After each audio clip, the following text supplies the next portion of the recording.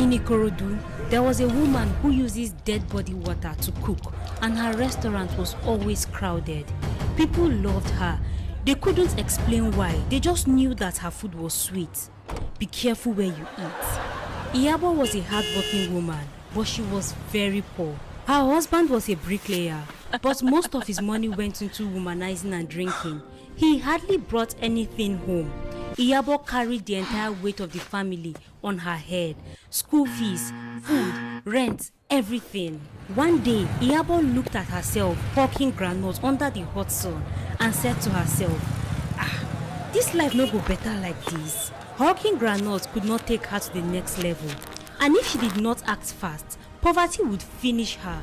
So she decided to think smart. Iyabo knew one thing very well. She knew how to cook. Anytime people visited her house, they always praised her food. Some even joked that she could open a restaurant one day. So she decided to use her cooking skills to start one. She begged everyone she knew for money. Family, friends, church members, and after all the begging and embarrassment, all she could raise was 50,000 naira, and it was not enough. So she had to take a loan of 250,000 naira from a microfinance bank. She found a fine shop just 2 streets away from the biggest mama put in the area. People were always there, but Iyabo was not afraid. She told herself, my food good past that one now. Iyabo finally started her own restaurant, and after 2 months of running the business, reality slapped her. Despite being a very good cook, she barely made any profit.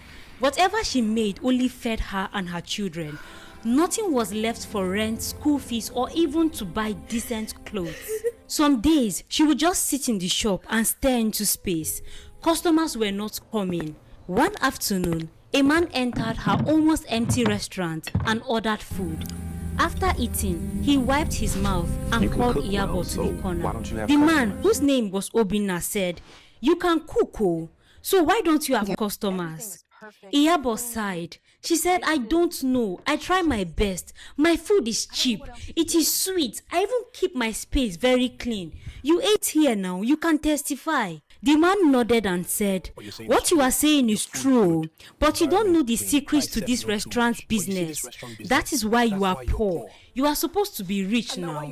Iyabo's heart skipped. Confused and desperate, Iyabo begged him to tell her the secret. She explained everything to him. She explained how she borrowed money, how the interest on the loan is growing, how her children were sent home from school. The man laughed. He said, "I know the solution, but is your head strong enough to